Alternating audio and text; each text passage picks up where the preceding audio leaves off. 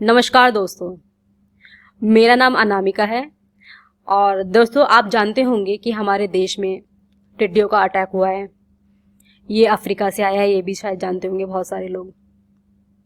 हमें ऐसा लगता है कि ये कुछ दिनों की बात है और जो इस गवर्नमेंट स्प्रे कर रही है, प्रिवेंटिव मेजर्स ले रही हैं, उसकी वजह से ये ओवर हो जाएगा जल्दी। पर बहुत कम लोग ऐसा जानते होंगे कि ये दोबारा से स्टार्ट हुआ है। हाँ, वही अफ्रीका जहाँ पहले ये स्टार्ट हुआ था, ये टिड्डियों का अटैक वहीं से एक दोबारा दूसरे रूप में फिर से स्टार्ट हुआ है। और यही हमारा टॉपिक है, locust at the gate. Africa, ये अफ्रीका है दोस्तों। यहाँ पे ये जो पार्ट है, इसे हॉर्न ऑफ अफ्रीका बोलते हैं। यहाँ पे टिड्डियों का अटैक हुआ है और यहाँ के जो फार्म्स हैं, पास्चर मतलब जो ग्रासलैंड होते हैं जिसपे जो जानवर होते हैं, कैटल्स वगैरह होती हैं, उनसे अपना घास खाती हैं, उस पे अटैक किया है।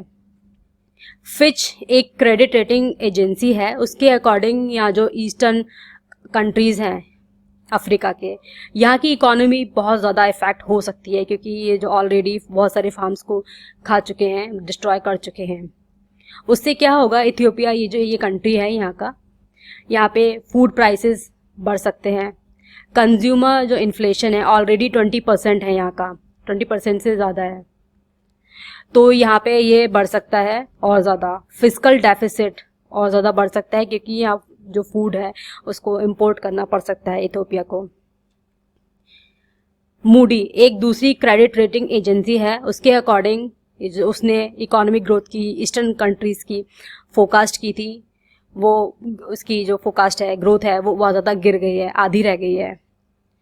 अगर हम बात करेंगे वल्नरेबिलिटी के बारे में, तो ईस्टर्न अफ्रीका बहुत ज़्यादा वल्नरेबल है। उसके एक रीज़न है, क्योंकि जो यहाँ के कंट्रीज़ हैं वो फार्म्स पे डिपेंड करते हैं, पास्चर्स पे डिपेंड करते हैं, कैटल्स पे डिपेंड करते हैं।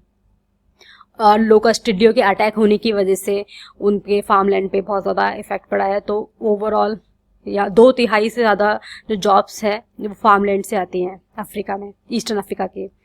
साथ ही साथ 1/3 जो जीडीपी का पार्ट है वो फार्म से आता है। तो ये बहुत ज़्यादा, ईस्टर्न अफ्रीका बहुत ज़्यादा वल्नरेबल है। यहाँ केनिया की पोजीशन थोड़ी बेटर है, क्योंकि वो ज़्यादा डाइवर्सिफाई है जॉब के मैटर में। टिड्डियाँ क्या खाती हैं? टिड्डियाँ मेज़, भुट्टा खाती हैं, शोरगम जो कि एक तरह का ग्रास है वो खाती हैं, मिलेट, बाजरा, ये इंसान भी यही चीज़ खाते हैं। और शोरगम जो कि कैटल्स वगैरह खाती हैं, तो इनसे क्या है, अल्टीमेटली लाइव स्टॉक पे इफेक्ट पड़ता है, तो वो ह्यूमंस पे इफेक्ट पड़ेगा। लास्ट अटैक जो हुआ था केनिया में, उसमें 200 बिलियन लोकस्ट से, इतने सारे लोकस्ट से। फूड एंड एग्रीकल्चर ऑर्गेनाइजेशन, ये एक ऑर्गेनाइजेशन है, इसने बताया है कि ये जो टिड्डियों का अटैक है अभी कंप्लीट ख़त्म नहीं हुआ है, ये ओवर नहीं हुआ है, क्योंकि जो टिड्डियाँ हैं अपनी जनरेशन का, पुरानी जनरेशन से 20 गुना ज़्यादा बढ़ सकती है अगली जनरेशन में। तो ये अभी आने वाली समय में बहुत बड़ी प्रॉब्लम क्रिएट हो सकती है इससे। लॉसेस की बात कर लेते हैं, लॉसेस का क्या है। यहाँ पे फार्म लैंड्स की अगर देखेंगे तो 200,000 हेक्टेयर्स ऑलरेडी डिस्ट्रॉय हो चुके हैं ईस्टर्न अफ्रीका के पार्ट की। 1.3 मिलियन पास्चर्स, ग्रासलैंड्स, वो डिस्ट्रॉय हो चुके हैं। और इथियोपिया, ये जो कंट्री है ईस्टर्न अफ्रीका का, वहाँ पे 1 मिलियन लोगों के लिए इमरजेंसी फूड रिक्वायरमेंट होगा। इंटरनेशनल रेस्क्यू कमेटी के अकॉर्डिंग ये सोमालिया ने आधे से ज़्यादा पास्चर्स अपने खो दिए हैं लोकस्ट की वजह से। हंगर, अगर अफ्रीकन ईस्टर्न कंट्रीज़ का अगर देखेंगे तो ऑलरेडी 20 मिलियन जो पॉपुलेशन है यहाँ की पहले से ही हंगर में है, और ये 2 गुना, इससे डबल भी हो सकता है, 40 मिलियन पॉपुलेशन हंगर में आ सकती है।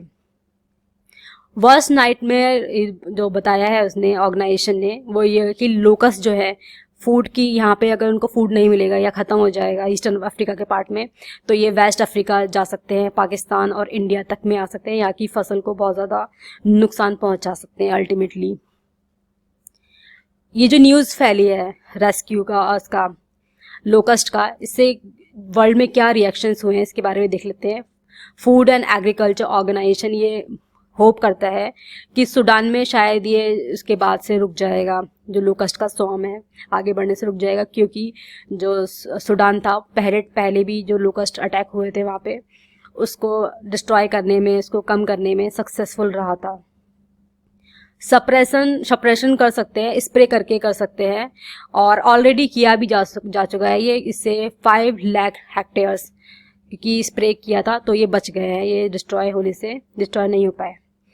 पर जो ग्रास लैंड है ईस्टर्न अफ्रीका के पार्ट के, वो इतने लकी नहीं रहे हैं, तो यहाँ पर लोकस्ट का बहुत ज़्यादा इफेक्ट पड़ सकता है और भी ज़्यादा।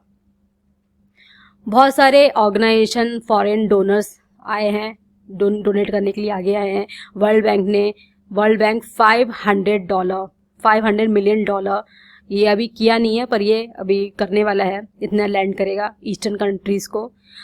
और साथ ही साथ इथोपिया, पर ये कंप्लीट नहीं है ये, क्योंकि बहुत ज़्यादा अमाउंट में उनको डोनेशन चाहिए होगा, बहुत बड़ी प्रॉब्लम्स आ रही है। तो $77 मिलियन इथोपिया ने डिमांड की थी, उसको इतनी हेल्प चाहिए, पर उसे सिर्फ 1/3 अभी मिल पाई है हेल्प। तो ये एक बहुत छोटी अमाउंट होगी। अगर दूसरे लोग कंट्रीज वगैरह हेल्प कर सकते हैं तो उन्हें हेल्प के लिए आगे आना चाहिए। इसका रोक कह सकते हैं, तो इसका एक जो रोकने का तरीका हो सकता है कि उसे प्रिवेंट किया जाए, जब वो प्रॉब्लम अराइज हो उससे पहले ही इसे रोक दिया जाए। वो कैसे होगा? जब ये स्वार्म्स होते हैं, जब ब्रीड करने से पहले, क्योंकि ये 20 टाइम्स ब्रीड कर जाते हैं, नेक्स्ट जो जनरेशन होगी 20 टाइम बढ़ जाती है, तो उनके ब्रीड के पहले ही अगर उनको स्प्रे करके ख़त्म कर दिया जाए तो ये एक तरीका हो सकता है।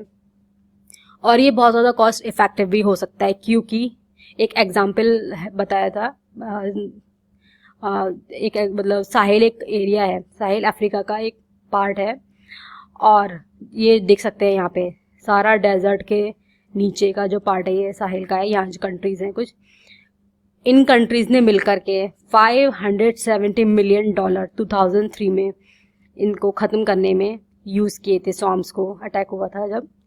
और अगर ये प्रिवेंटिव अगर मेजर लिए होते, अगर ये स्वार्म के बढ़ने से पहले ही अटैक उन्होंने ख़त्म कर दिया होता, स्प्रे कर दिया होता, तो ये जो अमाउंट है ये 170 साल तक वो हर साल प्रिवेंटिव मेजर में यूज़ करके चला सकते थे। पर यहाँ पे आप देख सकते हैं कि कितना बड़ा लॉस हुआ है।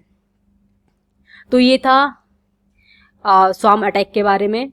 और ये अगर वीडियो आपको अच्छा लगता है तो इसे लाइक कर सकते हैं, शेयर कर सकते हैं। Thank you.